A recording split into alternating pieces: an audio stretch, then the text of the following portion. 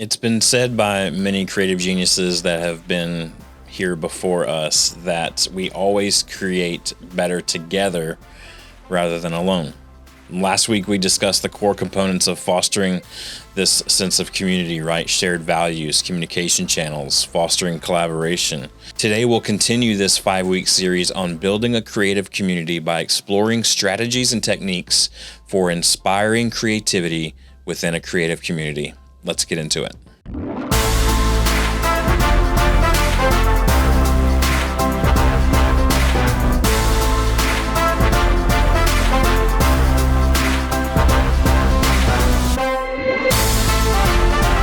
All right, everybody, welcome back to the podcast. I'm Dustin Peed, creative coach and consultant, here with you on episode 65, part 2 of our series, Creative Community. Today, we're going to be talking about how to cultivate that community. We have it, now let's cultivate it and really get this thing off the ground and running. I want to remind you before we get into today's episode that I am here to serve creative people to help them know themselves, their process, and their teams more so that they can create greater things together. If you're looking for a fractional chief operating officer for your creative agency or your own self to be able to kind of organize all these things so that you can create greater things together, I'm your person. If you're looking for a fractional chief creative officer of a small growing business that can help come in and get some of these things that you've always dreamed about creating off the ground, I would love to come in and help coordinate that for you as well. If you're listening to this on an audio podcast platform, I would really love and appreciate a 5-star rating and review. It helps get this content out even further to those like you who could benefit from it. If you're watching on YouTube, thank you so much for tuning in. Would love for you to hit the like button, that's the thumbs up, subscribe, and ring the bell so that you're notified each week every time new content is released. We release this podcast every Thursday. There's some clips and reels and shorts and some bonus content that comes out ahead of time as well. Also want to take just a moment and remind you that every Sunday, I send out a newsletter of just 5 things, top 5 things from the week. Some of it is some things that I've released during the week, but some of it is some things that I've just gathered throughout the week and a bit of curated content, if you will, for creativity and inspiration. So if you're interested in that, go to dustinpeed.com and click on the newsletter button, sign up for that. It's absolutely free, and you'll get it through your email every single Sunday afternoon to get you prepared for the week ahead. You can find me at Dustin Peed, P-E-A-D, on Instagram, YouTube, Facebook, LinkedIn, all the places. I would love to connect with you there, or you can connect with me on that website, as mentioned earlier, dustinpeed.com. You can click on the Let's Talk button and schedule a free consultation for your creative process and work, and I'd love to talk to you about how I can help you with that. Now, on to the show. This series on creative community, just to be vulnerable with you for a second, this series is completely for me right now, right where I'm at. I decided to share this because this is something that I'm looking to build here in the area and the new season of life that I'm in. And for years, this kind of creative community has sort of been partially created for me. And I just was able to kind of cultivate it however I see fit. But now I get to start with a fresh group and a fresh perspective of creative professionals, both locally and nationally, that I get to work with and commune with in this community. And so I'm just excited to be able to kind of get this thing up and running for me as much as I am encouraging you to get this community up and running as well. I want to begin each of these episodes in this series reminding us all why creatives need community so much, why it is just so vital to our success and health and growth. And here are the few things that I'll remind you about. Remember that creativity thrives in community. It does. It provides support and encouragement. It provides networking and collaboration. It provides inspiration and innovation. It provides professional development opportunities. It provides overall emotional well-being. And lastly, it provides opportunities for exposure and recognition. All of these are great reasons. Maybe just one of those is ringing true to you right now, and that would be everything that you need really to kind of inspire you towards building a creative community. So last week we talked about, like I said, these are the things that you're looking for when you are putting together that community, and I encourage you to start reaching out to people. Today we're going to talk about just a few things that will help you cultivate this community now that you've already begun to gather them.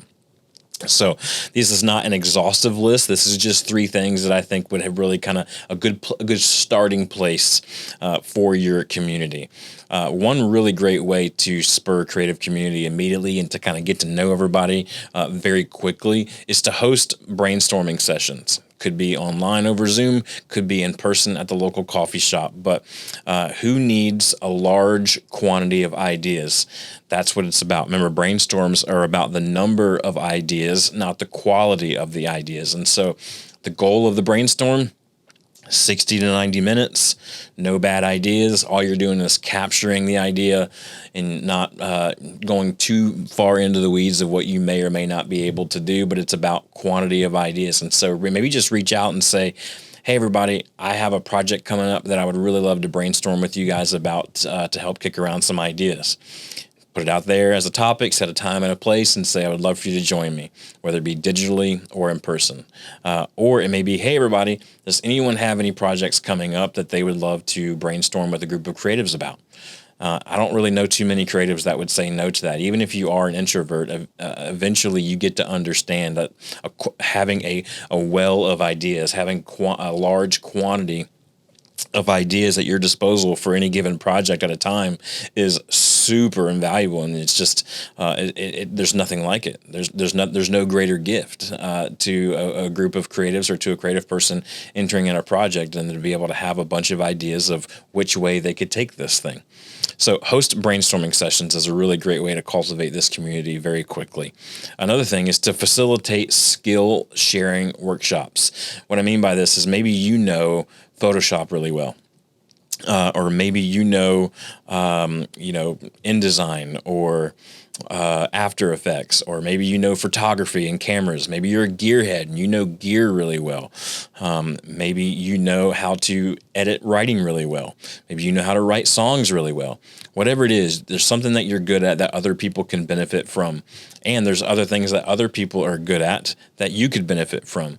So offer that. Just say, hey, everybody, I've over the years, I've become really good at songwriting. And so I want to be able to kind of share those tips with y'all and tricks with y'all of anyone that would be interested in learning more about songwriting. Here it is, right? We already have those shared values, so you kind of know what everybody's about. So in this instance, you have an opportunity to kind of put yourself out there first. Or you can just say, hey, everybody, look, I'm looking to learn Adobe After Effects. Does anyone in here know that really well? And someone's going to ping up and say, yeah, you know what, I've been working on that for a while. Or no, I don't, but I know someone who does. And then you can invite another person into that community, and you can offer them an opportunity just to share their skills. Many creatives love to share their skills because they care more about the creativity of their environment and of their culture as a whole growing rather than just their own thing. They want to live in this creative community, and so they want to see it thrive.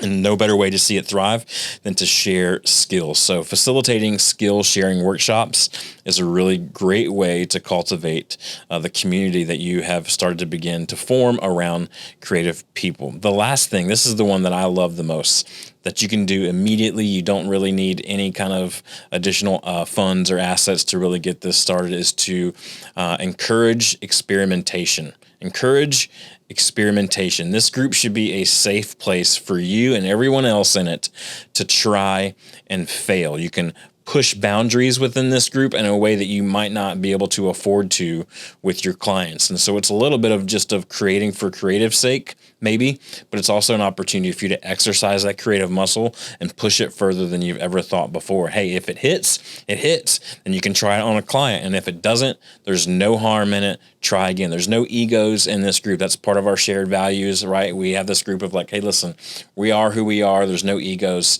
here. There's no sense of shame if I fail, because failing is just a way of saying, hey, you actually did try it and you stuck yourself out there and you did something brave. And so that's a really good opportunity for you to begin to share that. And the best way to cultivate and encourage experimentation is for you to try it yourself. Say, hey, everybody, I haven't really been flexing this muscle with any of my clients or current projects that I have at work right now, but I've been wanting to try something like this. So here, I created this. I would love your feedback on it. And then people start to share their feedback on it. Wow, this is great. Have you ever thought about this? You get better. The group gets challenged more, and they want to start sharing their experimentations as well. So host brainstorm sessions, facilitate some skill sharing workshops, encourage experimentation. These are just a few of many, many ways that you can get started today to start cultivating this community of creatives that you have begun to gather. If you need help with any of this, you can reach out to me at dustinp.com. I would love to chat with you and help you with these things. Next week on part 3 of Creative Community, we're going to talk about how to lead creative communities. We need to have some sense of leading, some sense of organization, so we know where this community is going and thriving, and we can have these skill sharing workshops, and we can have these opportunities for people to share and fail and encourage each other. And so we need someone to kind of lead that. Might be you, might be someone else. Either way, we need to know how to lead this creative community. And so we're going to talk about that next week in part 3, episode 66 of this creative community series. I cannot wait to be back with you then to talk more about it on Creativity Made Easy.